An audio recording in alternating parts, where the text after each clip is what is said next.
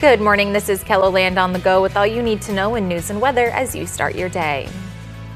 According to a spokesperson for the South Dakota Department of Corrections, a fight Tuesday among inmates at the Mike Durfee State Prison in Springfield led to 6 inmates suffering non-life-threatening injuries, with some staff suffering minor injuries. Additionally, the spokesperson says another fight took place Wednesday morning among, quote, a few inmates, with staff able to restore order. Through barbed wire and open windows from a public road next to the prison, KELOLAND News was able to learn about conditions inside from the inmates themselves. You guys feel like you're going to get hurt in there? Yeah. This place ain't safe. All the gang members run to different units and do whatever they want. Because this place is understaffed. Inmates said several ambulances had been at the prison. KELOLAND News has requested an interview with Department of Corrections Secretary Kelly Wasco, but has yet to hear back on this request.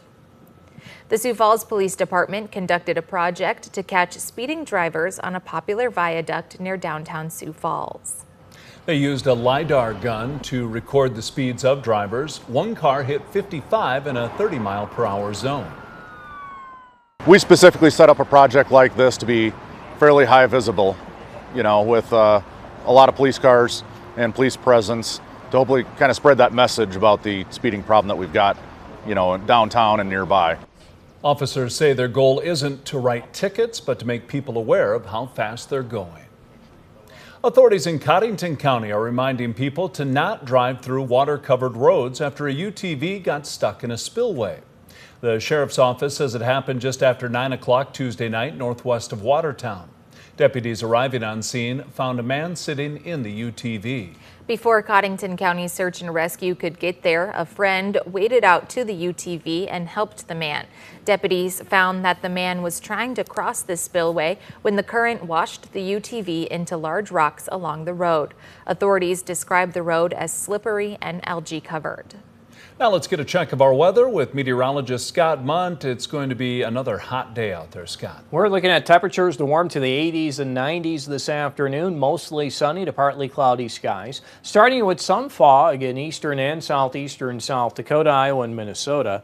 That will eventually go away. We'll have to watch for an isolated thunderstorm in the western KELOLAND, which may end up becoming strong to severe. And then once we get into this weekend, we are looking at those temperatures in the 90s and the 100s with high humidity across eastern South Dakota. I'll have more details on your forecast coming up. Thank you, Scott. A hurricane could be to blame for 911 outages in South Dakota. Service provider Lumen Technologies says the problems started Tuesday and were fixed early Wednesday morning. While the cause is under investigation, it's suspected Hurricane Beryl impacted the network. The outage also affected parts of Nebraska. From spray-painted Bible quotes to stealing rainbow signs and throwing rocks through windows, the Mitchell Congregational Church has dealt with several attacks against the LGBTQ community this summer. Despite the vandalism and frustration, the church has a message of forgiveness for the perpetrator. Well, we understand that, whoever is doing it, obviously with the Bible reference, perhaps they're Christian. We would be open to having a discussion and talking about how, different churches interpret scripture differently. Digital reporter Gracie Terrell has the rest of the church's story in a KELOLAND.com original here on our website now. A pair of Sioux Falls restaurants are helping local farmers get back on their feet following last month's flood. Sanaz Gourmet Mediterranean and Maury's Steakhouse are hosting a special brunch this Sunday at 8th and Railroad Center. 100% of the proceeds will be shared by multiple small farm families who lost crops due to flooding.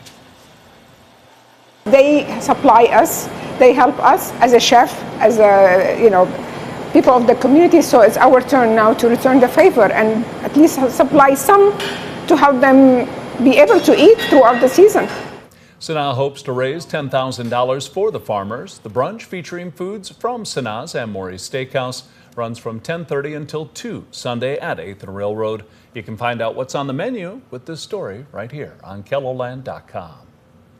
And that's a look at some of our top stories. Now let's get one last look at your weather with meteorologist Scott Munn. Scott? All right, good morning, everybody. For our day today, we're looking at mostly sunny to partly cloudy skies. Once we hit the afternoon after 3 o'clock, we can see a couple of these thunderstorms develop here across the hills of western South Dakota, and they may pose a high wind risk as there is a marginal risk for severe weather in western KELOLAND for today. I added that 20% chance in the central and south central South Dakota as we go through the overnight, keeping eastern KELOLAND dry. It will be another warm day tomorrow. Temperatures will be warmer than what's expected today, and then the heat starts to build as we get into this coming weekend. There's a storm complex that will ride the edge of that heat into Minnesota Saturday morning. That will move to the southeast. We'll see if anything develops into North Dakota. If that happens, that's expected to clip northeastern KELOLAND, and some of those storms will be strong to severe, as the Storm Prediction Center already has a slight risk for severe weather from Aberdeen through Watertown, Marshall, and areas to the north and to the northeast. Otherwise, it will be hot for this weekend. Widespread 90s are in our forecast. Some of us will hit 100. You increase the dew point temperatures to the middle 70s, and that will give you the heat index, what it feels like, easily into the triple digits for both Saturday and Sunday. And that's what we're showing here on Saturday with the temperatures for the heat index in the triple digits across eastern KELOLAND, and we'll do that again on Sunday. Here's our forecast today. Temperatures will reach the 80s and 90s with that isolated risk for a storm in western South Dakota. Well, some of those will try to hold together and move into central KELOLAND tonight.